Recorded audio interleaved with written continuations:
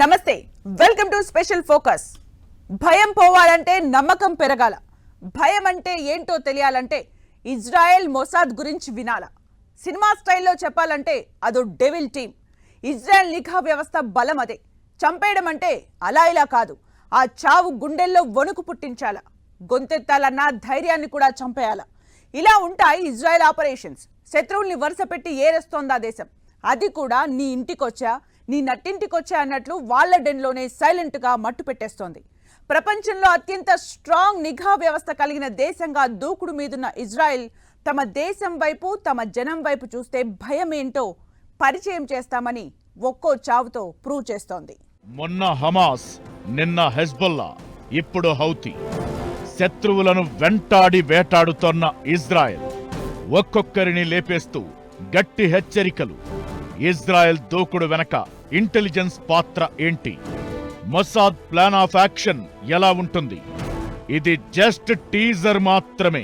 Picture అభి బాకీ high. ఎక్కడ దాక్కున్నా, ఏ మూల చిక్కుకున్నా వచ్చి తొడగొడతాం, అంతు చూస్తాం అన్నట్లుగా ఐడిఎఫ్ చీఫ్ వార్నింగ్ ఇప్పుడు ఇజ్రాయెల్ శత్రు దేశాలకు నిద్ర లేకుండా చేస్తోంది. కన్నుకు కన్ను, గన్నుకు గన్ను. టార్గెట్ ఎయిమ్ చేస్తే అది ఎవడైనా శాల్తీ లేవాల్సిందే అనే రేంజ్లో దూకుడు చూపిస్తోంది ఇజ్రాయెల్. వాళ్ల కళ్లను వాళ్ల వేలితోనే పొడిచి ఒక్కొక్కరిని లేపేస్తోంది.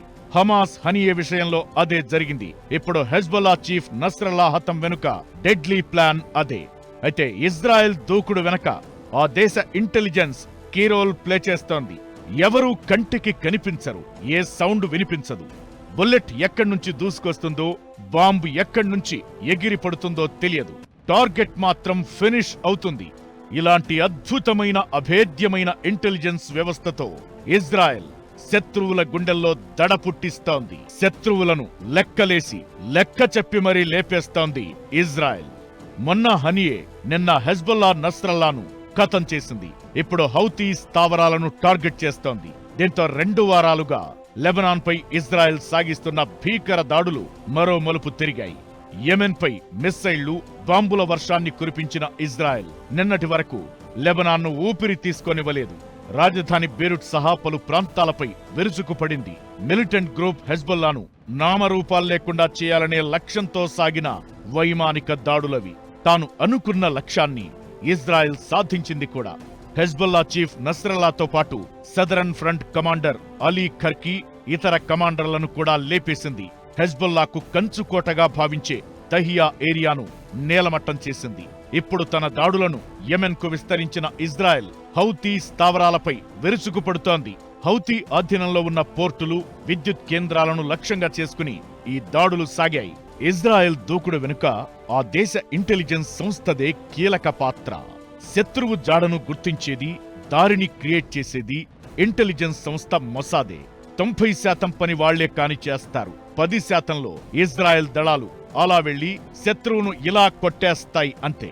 ఎవడైనా బలంగా కొడతాడు, కోపంగా కొడతాడు. ఈ రెండింటికి తెలివి తోడైతే ఎలా ఉంటుందో తెలుసా? అలా ఉంటుంది Mossad plan of action. Once target fix అయ్యిందా, కాపాడటం ఎవడి తరం కాదు. హనియే విషయంలో జరిగింది అదే. నస్రల్లాను గుర్తించింది కూడా అలానే. బయటకు కనిపించని నేతల నివాసాలు గుర్తించి గుట్టు రట్టు చేసి మరీ లేపేసింది ఇజ్రాయెల్. అంటే దాని వెనుక ఆ దేశ ఇంటెలిజెన్స్ వ్యవస్థే ప్రధాన కారణం. హెజ్బొల్లా చీఫ్ నస్రల్లా మామూలుగా బయటి ప్రపంచానికి కనిపించడు. అతడు బయటకు రావడమే చాలా అరుదు. 2006 యుద్ధం తరువాత నస్రల్లా కనిపించిందే లేదు. అలాంటి వ్యక్తి జాడ గుర్తించి మొసాద్ సాయంతో ఒక్క రాత్రిలో లేపేసింది ఇజ్రాయెల్. లాస్ట్ ఇయర్ అక్టోబర్లో ఇజ్రాయెల్ పై హమాస్ దాడి చేసింది. ఆ దాడుల తరువాత పాలస్తీనాకు సంఘీభావంగా నిత్యం ఇజ్రాయెల్ దేశంపై రాకెట్లను వదిలేది. అయితే కొద్ది రోజుల క్రితం హెజ్బొల్లా గ్రూపు వదిలిన ఒక రాకెట్ ఇజ్రాయెల్లోని ఒక స్కూల్పై పడింది. ఈ ఘటనలో 12 మంది చిన్నారులు చనిపోయారు. అప్పట్నుంచి హెజ్బొల్లాను ఇజ్రాయెల్ టార్గెట్ చేయడం మొదలుపెట్టింది. దీంతో నస్రల్లా చాలా జాగ్రత్తగా ఉంటున్నాడు. అయితే ఇజ్రాయెల్ నిఘా విభాగం అత్యంత బలమైంది. బీరూట్లోని బంకర్లలో దాక్కున్నట్లు గుర్తించింది. డైరెక్ట్ అటాక్ చేయడానికి ముందు పేజర్ బాంబులతో విరుచుకుపడింది. ఈ ఘటన ప్రపంచాన్నే నివ్వెరపరిచింది. ఇక ఆ తరువాత టార్గెట్ ను నస్రల్లాకు షిఫ్ట్ చేసింది. అనుకున్నది సాధించింది. మొసాద్ వరకు తెచ్చుకున్న పేరు ప్రపంచంలోనే అందరూ మెచ్చుకోదగిన పేరు. ఎన్నో రకాల ప్రతి దేశంలోనూ ఎక్కడెక్కడైతే కొన్ని హత్యలు జరిగినాయో, ఎక్కడైతే కొన్ని బాంబుల పేర్లు జరిగినాయో, ఎక్కడెక్కడైతే వెరీ ఇంపార్టెంట్ పర్సన్స్ ఎలిమినేట్ చేయగలిగారో, ఎక్కడి నుంచి అయితే వాళ్ళ ఇజ్రాయలీ వాళ్ళ మనుషుల్ని రిట్రాక్ట్ చేయగలిగారు, రికవర్ చేయగలిగారో, ఇవన్నీ these are type of operations Mossad చేస్తూ ఉంటుంది. ఎలా ప్లాన్ చేస్తారో, ఎక్కడి నుంచి చేస్తారో మూడో కంటికి కూడా తెలియదు. కట్ చేస్తే టార్గెట్ శవంగా మారుతుంది. శత్రువు సొంత మనుషుల చేతితోనే శత్రువుల కళ్ళు పొడిపించడం, అది కూడా వాళ్ల సొంత గడ్డపైనే దెబ్బ కొట్టడం ఇజ్రాయెల్ నిఘా విభాగం స్పెషాలిటీ. ఇప్పుడు హెజ్బుల్లా చీఫ్ నస్రల్లా విషయంలోనూ అదే జరిగిందనే ప్రచారం జరుగుతోంది. ఇరాన్ కి చెందిన ఓ గూఢచారి ఇచ్చిన సమాచారం ఆధారంగానే నస్రల్లా నివాసంపై దాడులు జరిగాయని టాక్. నస్రల్లాపై దాడి జరగడానికి కొన్ని గంటల ముందే ఇరాన్ వ్యక్తి ఇజ్రాయెల్ కి సమాచారం ఇచ్చాడు.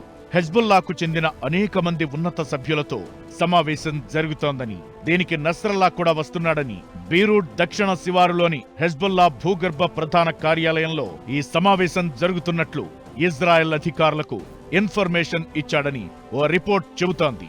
హనియే విషయంలోనూ ఇదే జరిగింది.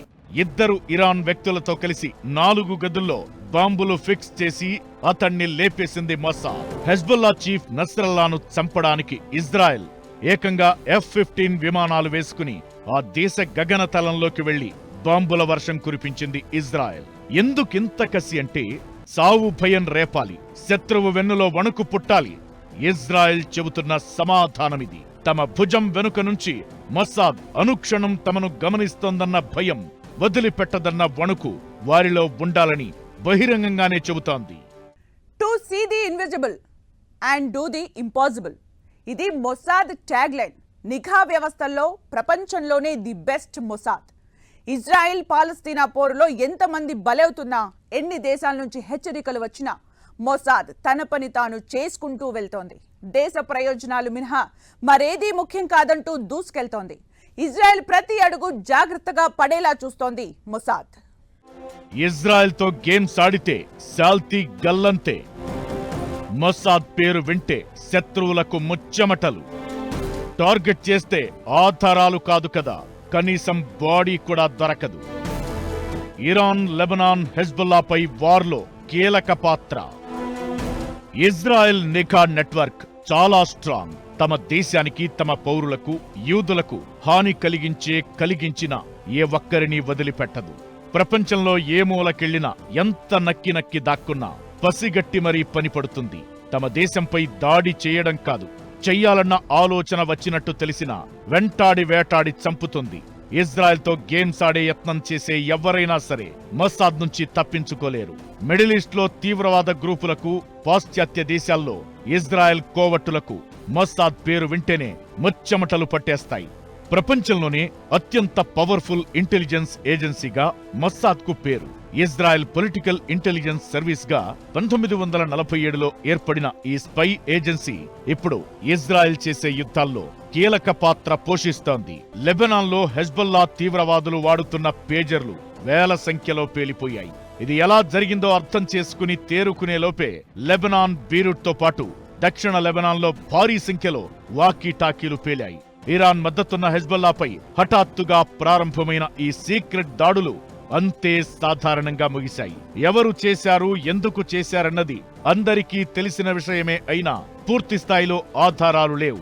అయితే ఈ దాడికి సంబంధించి అందరి చూపులు మాత్రం ఇజ్రాయెల్ పైకే మళ్ళాయి. ఆ దేశం వాడే సీక్రెట్ హైటెక్ టెక్నాలజీ అలాంటిది. మరి అంతకు మించి ఇజ్రాయెల్ ఇంటెలిజెన్స్ ఏజెన్సీల సామర్థ్యం మరో లెవెల్లో ఉంటుంది. అందులోనూ మొసాద్ అంటేనే ఇలాంటి ఆపరేషన్లకు పెట్టింది పేరు. అమెరికా, CIA కూడా మొసాద్ ను చూసి నేర్చుకోవాలనే విధంగా ఆ ఏజెన్సీ కామ్ గా పని కానిచ్చేస్తుంది. లెబనాన్ పేజర్ దాడులకు ముందు కొద్ది నెలల కిందే పాలస్తీనా సాయుధ మిలిటెంట్ సంస్థ హమాస్ అగ్ర కమాండర్ ఇస్మాయిల్ హనియే ఇరాన్ పర్యటనలో ఉండగా ఆయన ఉండే ఇంట్లో బాంబు పేల్చి హతమార్చింది మొసాద్ ఏజెన్సీనే. ఈ చర్య తరువాతే ఇరాన్, హెజ్బుల్లా, ఇజ్రాయెల్ కు మధ్య ఉద్రిక్తతలు మరింత తీవ్రమయ్యాయి. అది లెబనాన్లో పేజర్లు పేలడానికి, తరువాత ఇజ్రాయెల్ క్షిపణి దాడులు చేయడానికి కారణమయ్యింది. ఇరాన్ మద్దతుదారైన హెజ్బొల్లా చీఫ్ ని ఇరానీ గూఢచారి సాయంతోనే చంపేసిందంటే ఇజ్రాయెల్ నిఘా సామర్థ్యం ఏ స్థాయిలో ఉంటుందో అర్థం చేసుకోవచ్చు. లెబనాన్లో 3,000 మందికి పైగా హెజ్బొల్లా ఆపరేటర్ల దగ్గర ఉన్న పేజర్లను ఒకేసారి పేల్చేసిందంటే ఇజ్రాయెల్ ప్లానింగ్ ఎలా ఉంటుందో అర్థం చేసుకోవచ్చు. ఈ ఆపరేషన్లలో నిఘా సేవలు అందించేది ఇజ్రాయెల్ గూఢచార సంస్థ మొసాద్. మొసాద్లో 4 ప్రత్యేక విభాగాలు ఉంటాయి. మొదటిది జోమెట్.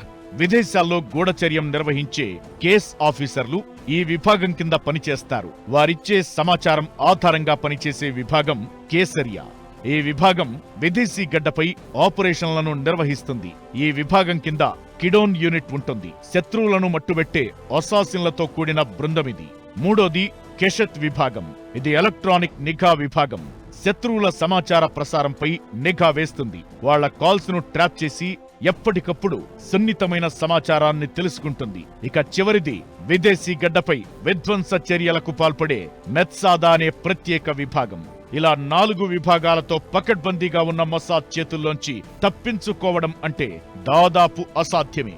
సెకండ్ వరల్డ్ వార్ టైంలో లక్షలాది మంది యూదుల ఊచకోతలో ప్రధాన పాత్ర పోషించిన అడాల్ఫ్ ఐచ్మన్ ను అర్జెంటీనాలో కిడ్నాప్ చేసి తమ దేశానికి తెచ్చి మరణశిక్ష విధించడం నుంచి భూగర్భంలోని బంకర్లలో దాక్కున్న హెజ్బొల్లా చీఫ్ హసన్ నస్రల్లాను మట్టుబెట్టడం దాకా ఇజ్రాయెల్ చేపట్టిన ఆపరేషన్ల ఖచ్చితత్వం అంతా ఇంతా కాదు.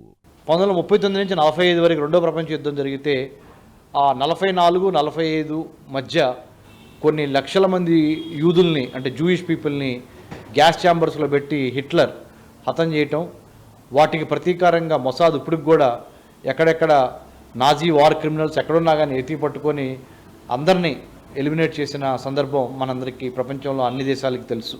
దేశ రక్షణ పేరుతో పాలస్తీనాలో మొసాద్ నరమేధమే చేస్తున్న ఆ సంస్థ ఫాలో అవుతున్న టెక్నాలజీ ఇతర దేశ నిఘా వ్యవస్థలకు ఆదర్శంగా నిలుస్తోంది. మొసాద్ ను చూసుకుని ఓ దేశం, ఆ దేశ సైన్యం, అధ్యక్షుడు గర్వంగా ఉన్నారంటే ఇంతకు మించిన విజయం ఏముంటుంది? మొసాద్ స్పై ఏజెన్సీ ప్రపంచవ్యాప్తంగా 800కు పైగా రహస్య ఆపరేషన్లు నిర్వహించి ఉంటుందని అంచనా. హమాస్ పౌర సైనిక నేతలే లక్ష్యంగా టార్గెట్లను ఫినిష్ చేసింది. వరుసగా హమాస్ అగ్రనేత హనియేను, హెజ్బొల్లా చీఫ్ నస్రల్లాను లేపేయడంలో కీలక పాత్ర పోషించి ప్రపంచం దృష్టిని మరోసారి తన వైపు తిప్పుకుంది మొసాద్.